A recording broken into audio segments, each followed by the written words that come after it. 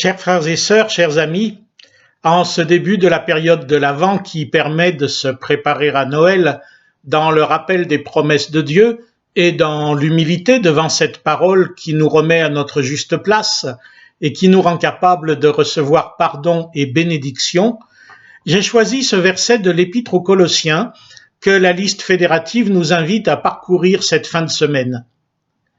Quoi que vous fassiez, en parole ou en œuvre, faites tout au nom du Seigneur Jésus, en rendant grâce par lui à Dieu le Père. Les personnes religieuses diront « Ah, mais oui, voilà ce que nous faisons tout le temps ». Oui, alors soyons réalistes, je n'en fais pas partie. Dans ce verset, plusieurs choses. D'abord, la confirmation que nous ne pouvons accéder à Dieu, avoir une relation avec lui, que par Jésus-Christ. Ce qui veut bien dire dans une relation personnelle avec Jésus, en son nom, comme dit le texte. Tous les autres chemins sont illusoires. Nos idées sur la question ne comptent pas. Seule compte la parole de Dieu, or celle-ci nous le dit bien, par Jésus-Christ seulement. Et ça n'est pas difficile, car ce n'est pas une question de ressenti, mais de saisir la main que Dieu nous tend. Cette main, c'est Jésus. Alors, deuxième idée, nous pouvons dire merci à Dieu à cause de Jésus-Christ.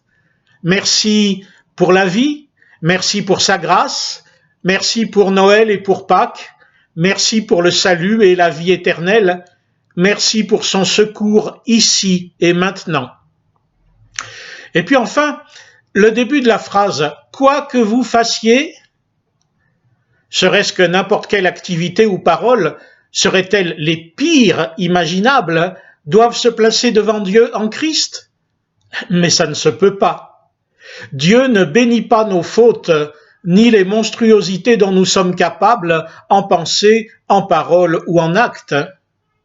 Ce que dit notre verset, c'est le contraire.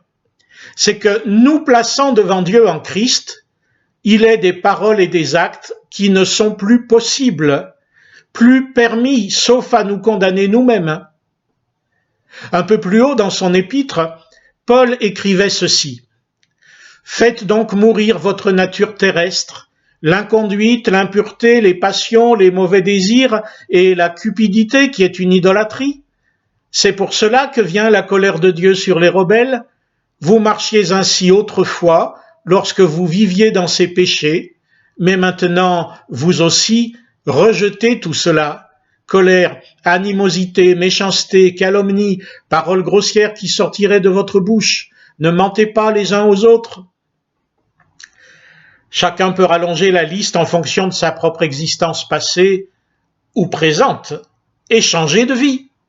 Et ainsi, nous pourrons effectivement dire que nous marchions ainsi autrefois, mais que c'est fini, grâce à Dieu. Encore faut-il le vouloir, car nous aimons nos péchés, ou bien nous les méprisons, mais en continuant à les pratiquer abondamment.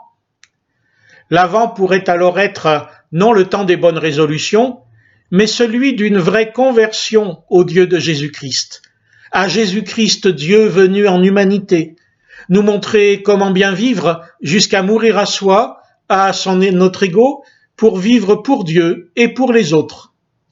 Accepterons-nous de faire taire nos désirs idolâtres et adultères pour célébrer dignement le Fils de Dieu, non seulement par sapins et veillées de Noël, mais d'abord par notre vie, nos paroles et nos actes? Heureux Avent à chacun, en Christ.